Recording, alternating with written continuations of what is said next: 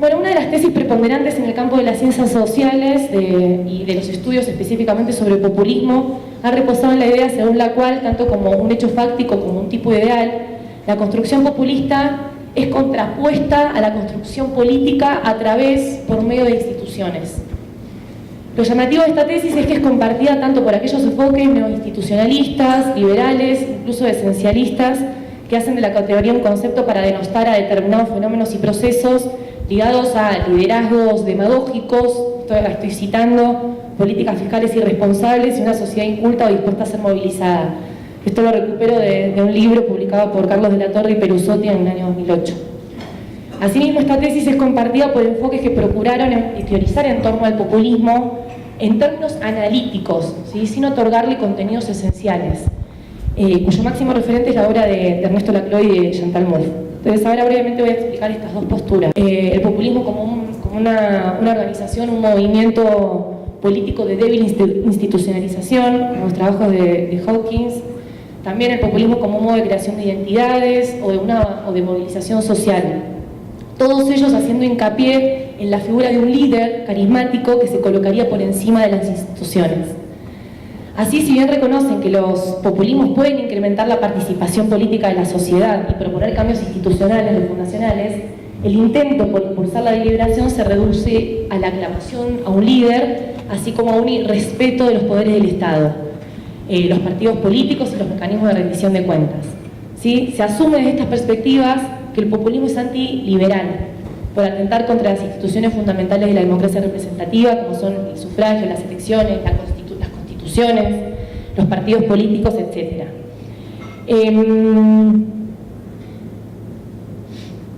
Ahí hay algunos autores, por ejemplo, acá voy a citarlo a Rodolfo Paramio, ¿sí? Que en el año 2006 publicó un artículo en donde sostiene que después del populismo no solo es preciso recuperar las instituciones democráticas, sino también la confianza de los ciudadanos en ellas. ¿Sí? Esto fue publicado en el año 2006. Entonces vemos como de estos enfoques de cuño institucionalista, liberal, se contrapone el populismo a las instituciones. ¿Sí? El populismo sería aquel movimiento, estilo político, liderazgo que avasallaría las instituciones. Por otro lado, el enfoque propuesto por Ernesto Laclau y los trabajos que recuperan esta perspectiva reivindican al populismo por su capacidad para construir sujetos políticos con una amplia vocación democrática. Según Laclau, la razón populista, todo proceso de cambio social rápido y pronunciado disrumpe la institucionalidad vigente, procura reconfigurar una nueva sobre la cual apoyarse y legitimarse y reordenar el campo político. La ruptura populista, en este sentido que le atribuye Laclau, vendría a constituir aquel fenómeno que se emplea como resultado de la dislocación del orden social, la sobrecarga de demandas insatisfechas y la incapacidad del sistema institucional vigente para absorberlas. Esta dinámica devendría en la recomposición de la representación política y la fundación de una nueva comunidad política. Ahora bien, Laclau sostiene que esto puede concretarse a través de dos modos de construcción social, como él afirma en la razón populista, a través de una totalización populista o una totalización institucionalista.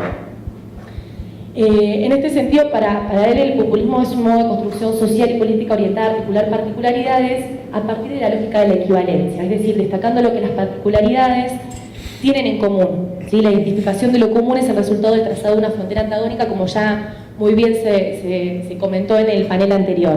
No voy a ahondar ahora en esta dimensión. ¿Sí? Entonces, este modo de construcción social a través de las fronteras antagónicas es lo que denomina populismo.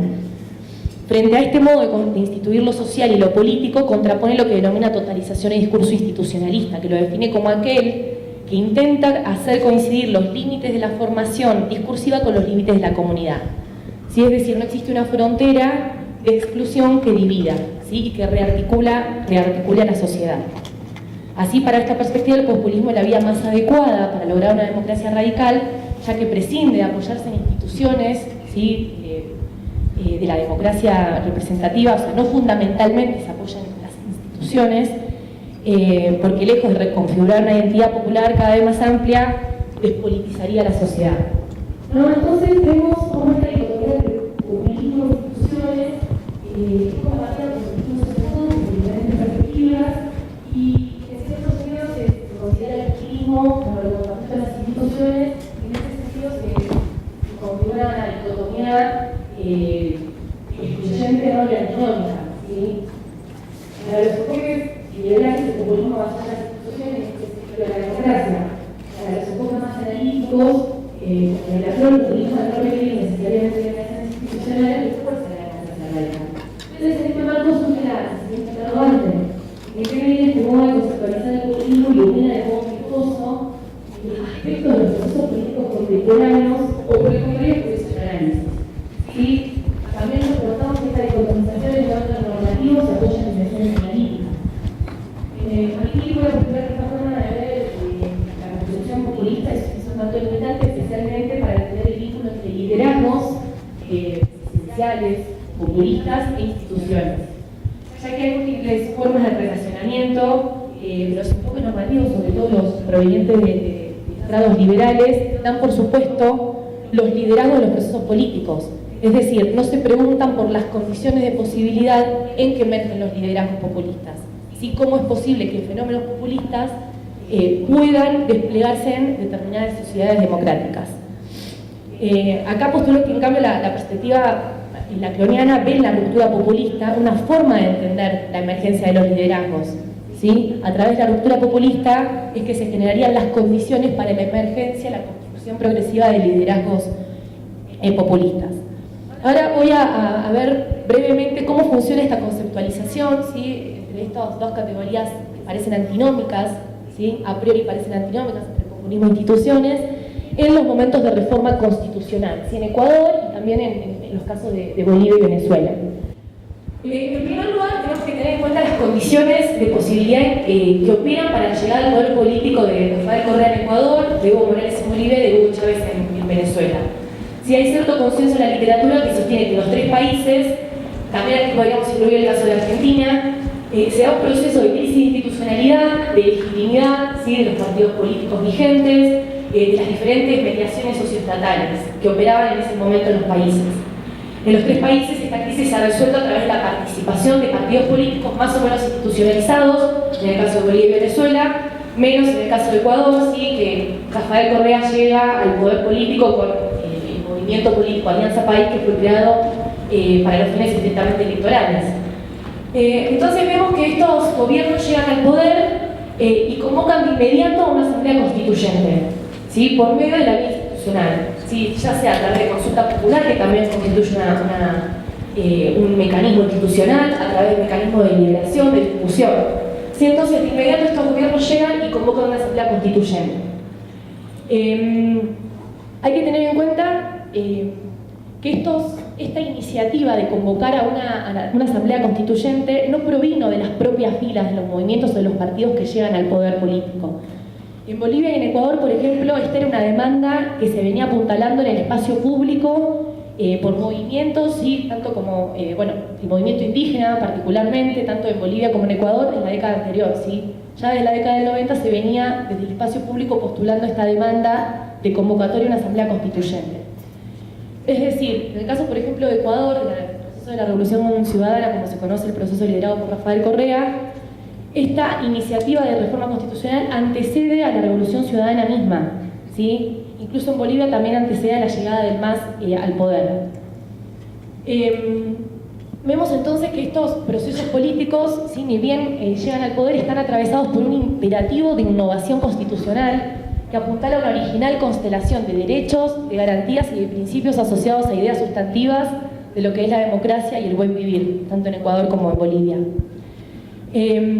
Entonces convocan una asamblea constituyente y ahí se pone a discutir, entran en litigio, en discusión, ¿sí? Las reglas a partir de las cuales se iba a reformar la Constitución, ¿sí? Incluso estas reglas de cómo se iban a llevar a cabo los procedimientos para reformar la Constitución entran en disputa, pero son resueltas de forma institucional, ¿sí? A través de los mecanismos vigentes institucionales.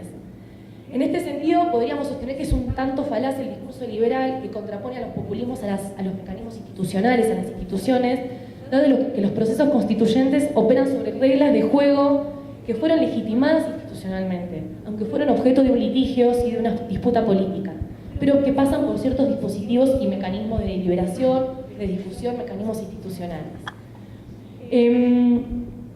Acá en este sentido también habría que matizar un poco la contraposición entre la totalización populista y la totalización institucionalista, exaltando la primera, porque precisamente los procesos constituyentes, que podemos considerarlos como rupturas populistas, en el sentido que le atribuye Laclau, no prescinden de mediaciones institucionales. Es decir, estos procesos constituyentes, en estos 3 países que menciono, no se desplegaron únicamente, acá diría únicamente, alrededor de figuras presidenciales fuertes, ¿sí? Sino que acuden a toda una serie de reglas establecidas.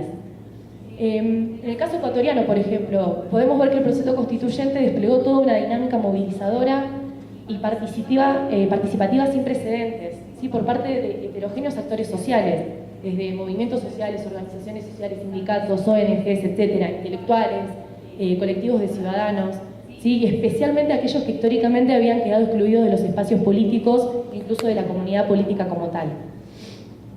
Tengamos en cuenta así que luego que el 73% de la ciudadanía vota a favor de la nueva Carta Magna. ¿Sí? Una vez discutido en la Asamblea Constituyente, se aprueba la nueva Constitución con un 63% en el caso de Ecuador, y también cabe aclarar que la Constitución y por consulta popular, ¿sí? Cabe aclarar que la Constitución de 1998 fue aprobada por la Asamblea Constituyente, ¿sí? Más no por la ciudadanía, es decir, en la Constitución del 98 no se convoca a una consulta popular, ¿sí? Para expresar acerca de la aprobación o rechazo de la Constitución en el año 98. En segundo lugar, quiero plantear esta relación entre liderazgos y populistas, fenómeno populista, y las instituciones en el sentido de cómo conceptualizar esta construcción de liderazgos, ¿sí? Acá yo hace unos minutos postulaba que los discursos netamente liberales se da por hecho, ¿sí? se da por hecho la construcción de liderazgos populistas y se le atribuye contenidos esenciales a esos liderazgos, ¿sí? En el sentido de que bueno, son los liderazgos que concentran el poder en el Ejecutivo, que avasallan las instituciones, que no respetan el equilibrio de poderes. ¿Sí? Entonces, acá el caso de los procesos constituyentes iluminan un aspecto de esta relación entre liderazgos e instituciones. ¿Por qué? Tengamos en cuenta, por ejemplo, el caso de Ecuador, ¿no? Correa llega al poder en el año 2007 sin mayoría, sin partido político, incluso sin una robusta legitimidad de origen, gana en segunda vuelta frente a un político empresario bananero luego de haber obtenido solo el 22% de los votos. Y eso vamos viendo cómo llega con una débil legitimidad de origen, ¿sí? Pero luego, a partir del año 2009, esa popularidad, ¿sí? Esa legitimidad aumenta a más del 55%. Entonces vemos cómo el liderazgo, ¿sí? Que desde muchas perspectivas se puede considerar populista, no es un hecho, ¿sí? Fáctico que se da a priori, sino que precisamente hay que entender las condiciones de posibilidad en que surge este liderazgo. ¿Sí? Incluso el proceso constituyente, a través de toda la dinámica de interlocución, de deliberación que se da, es ajena, ¿sí? A la intervención que, por supuesto, no hay que desconocer que tuvo el Poder Ejecutivo, ¿sí? En el proceso constituyente, en la discusión de los cuerpos normativos dentro de la Constitución. Y en este sentido, un tercer aspecto que quiero plantear, y ya con eso voy a ir cerrando, es que, por supuesto, hay que mencionar, sí, que se identifican ciertas tensiones en los procesos constituyentes, especialmente a lo que respecta a la intervención del Poder Ejecutivo, ¿sí? O desde lo que cierta literatura ha denominado como decisionismo ejecutivo. O sea, en los 3 casos sí vemos que, a pesar de haber sido el llamado a una asamblea constituyente, iniciativas y de demandas populares que se habían expresado con anterioridad a la llegada al poder de estos gobiernos progresistas, vemos cómo en el transcurso del desarrollo de la discusión, ¿sí? de la nueva Carta Magna, el flujo, ¿sí? del poder constituyente es tensionado e interrumpido por la dinámica del Poder Ejecutivo. Vuelvo al caso de Ecuador, si bien se cumplieron los plazos establecidos para discutir la reforma del cuerpo normativo, sí se produjo una intervención progresiva del propio presidente, ¿sí? y de Alianza País, que terminaron por reconducir ciertas discusiones. Entonces, considero que esta breve presentación de algunos aspectos de los procesos constituyentes en nuestra región abren algunos puntos y analíticos para pensar más en la contraposición entre populismo e instituciones, ver los modos en que se complementan este tipo de lógicas, estos modos de construcción, sino verlos como excluyentes y como mutuamente devastadores, sino ver la posibilidad de que se superpongan, de que confluyan, ¿sí? de que articulen en pos de la construcción política. También hay que resaltar que en las posiciones de cuño liberal parece que esta dicotomía funciona más con un peso normativo que por la riqueza analítica que pueda eliminar aspectos de estos gobiernos. Entonces, la idea es un poco esto, ¿no? Plantear en qué medida sí es necesario complejizar un poco esta cuestión del populismo, como lo contrapuesto a las instituciones, y ver las formas, ¿sí?, de articulación, las formas, el caleidoscopio, sí, de formas en que pueden articularse diversas formas de construcción de lo político. Eso, muchas gracias.